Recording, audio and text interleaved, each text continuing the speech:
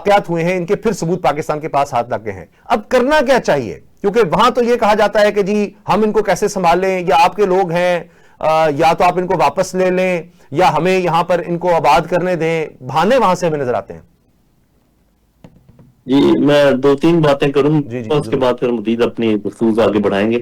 دیکھیں پہلی بات تو یہ ہے کہ جس نوعیت کی یہ جنگ ہے، یہ دہشت گردی کے خلاف، اور یہ بات میں اپنی طرف سے نہیں بنا رہا، یہ ایک سکہ بند اصول کی بات ہے جس کو سب لوگ مانتے ہیں جو ٹیررزم سے ڈیل کرتے ہیں. یہ صرف ایک فوجی مسئلہ نہیں ہے، ٹھیک، یہ سیاسی مسئلہ بھی ہے اور اس میں اور مسائل بھی ہو سکتے ہیں.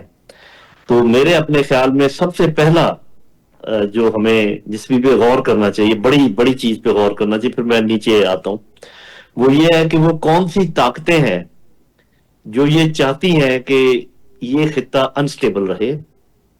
وہ کون سی طاقتیں ہیں جو چاہتی ہیں کہ افغانستان اور پاکستان کے درمیان تعلقات بد سے بدتر ہوتے چلے جائیں اور یہاں پر معیشت ترقی نہ کرے، یہاں پر کمزوری پیدا ہو ملک میں، تاکہ ان کے جو مزید عزائم ہیں وہ، تو یہ پہلے ذہن میں رکھ لینا چاہیے.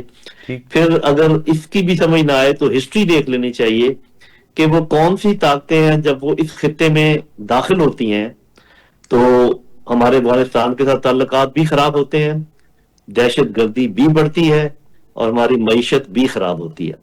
تو یہ تو صاف ظاہر ہے کہ وہ بات ہے بڑے لیول کی جو کہ ہماری لیڈرشپ کو دیکھنی چاہیے.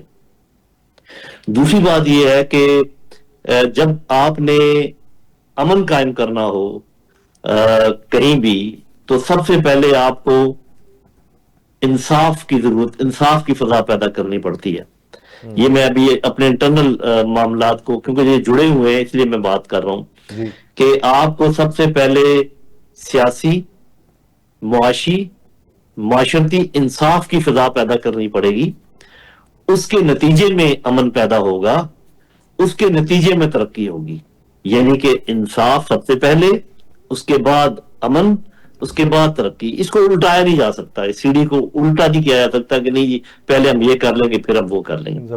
پھر یہ ہے کہ آپ نے دیکھا ہوگا، جیسے آپ نے اپنے انٹرو میں بھی کہا اور باقی چینل بھی تقریباً یہی انہوں نے لائن پکڑی ہوئی ہے کہ اس کے سارے تانے بانے افغانستان سے ملتے ہیں.